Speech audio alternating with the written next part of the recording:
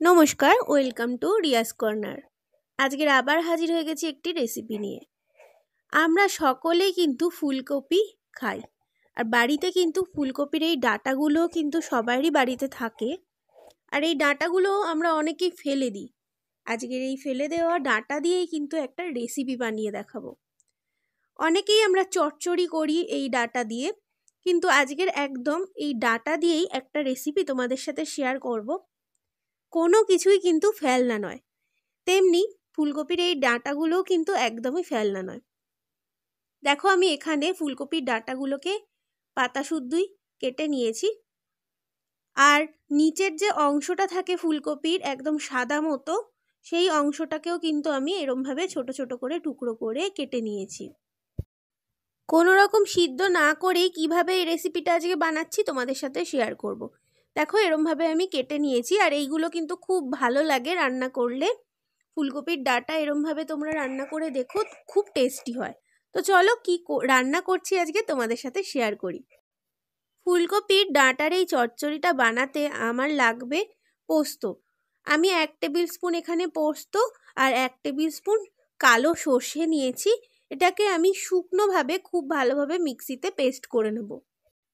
এবার একটা কাঁচা লঙ্কা দিয়ে আর একটু জল দিয়ে পেস্ট করে নিয়ে ফেরত আসছি। এবার আমি কিচেন স্ল্যাপের মধ্যে এই ডাঁটাগুলোকে একটুখানি থেতো করে নেব। তোমাদের কাছে যদি হামালদিস্তা থাকে তাতেও তোমরা কিন্তু একটু থেতো করে নিতে পারো। এতে একদম নরম হয়ে যাবে ডাঁটাটা, আর সিদ্ধ করতেও লাগবে না।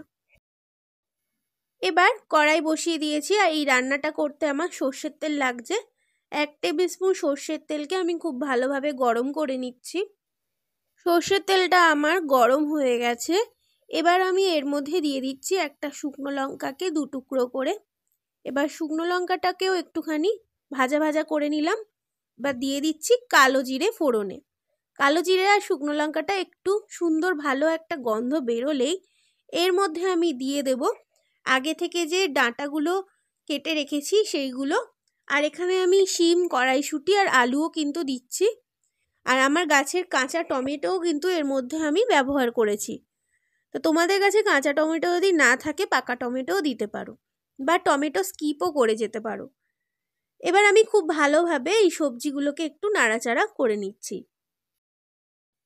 চাইলে ছোট ছোট করে ফুলকপিও কিন্তু কেটে দেওয়া যায়, কিন্তু আমি এখানে ফুলকপি দিইনি। তো এইভাবেই নাড়াচাড়া করে নিলাম। এবার এর মধ্যে দিয়ে দিলাম সামান্য হলুদ গুঁড়ো, দিয়ে দিচ্ছি স্বাদ মতো নুন। নুনটা দিয়ে তারপরে খুব ভালোভাবে নাড়াচাড়া করে নেব। নাড়াচাড়া করে নিয়েছি খুব ভালোভাবে। এবার যে ডাঁটাগুলোকে আমি থেতো করে রেখেছিলাম সেইগুলো দিয়ে দিচ্ছি। আর যে মোটা সাদা অংশটা ছিল ফুলকপি, সেটাকে কিন্তু আমি আগেই দিয়ে দিয়েছিলাম। এবার আমি ডাঁটাগুলোকে দিলাম। আর ডাঁটাগুলোই কিন্তু আমি থেতো করেছি, ওই মোটা সাদা অংশটা কিন্তু আমি থেতো করিনি। এবার খুব ভালোভাবে মিশিয়ে নেব। এই রান্নাটা কিন্তু গরম ভাতের সাথে খেতে দুর্ধর্ষ লাগে। যেহেতু এর মধ্যে কোনো আলাদা মশলাও ব্যবহার করা হয় না, তার এই স্বাদটাও কিন্তু অন্যান্য রান্নার থেকে একদমই আলাদা।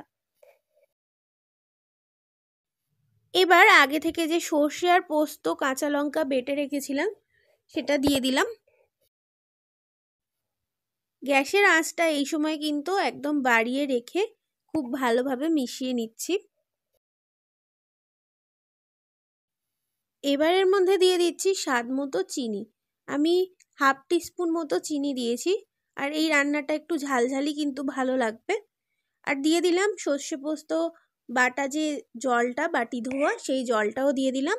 আর 1 কাপ জলেতে দিয়ে দিলাম যাতে শিম আর ডাঁটাগুলো আর আলু দিয়েছিলাম সেইগুলো যাতে একটু সিদ্ধ হয়ে যায়।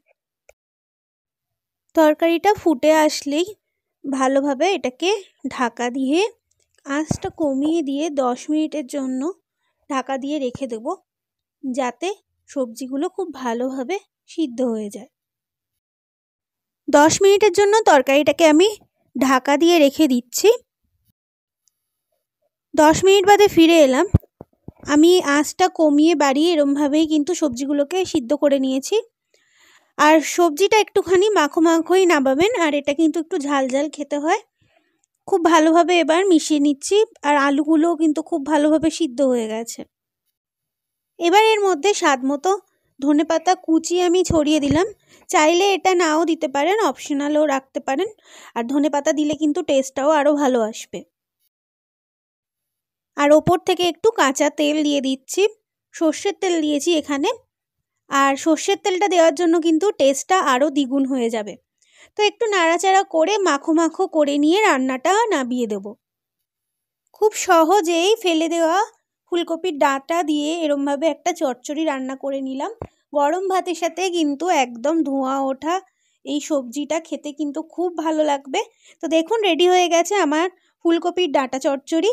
অবশ্যই বাড়িতে এরমভাবে আপনারাও বানান, আর ভালো লাগলে অবশ্যই জানাতে ভুলবেন না। নতুন বন্ধু হলে অবশ্যই সাবস্ক্রাইব করে পাশে থাকবেন, আর পুরনো বন্ধু হলে অবশ্যই একটা লাইক দিয়ে যাবেন। নমস্কার, ভালো থাকবেন, সুস্থ থাকবেন, আবার দেখা হবে নতুন একটি রেসিপি নিয়ে।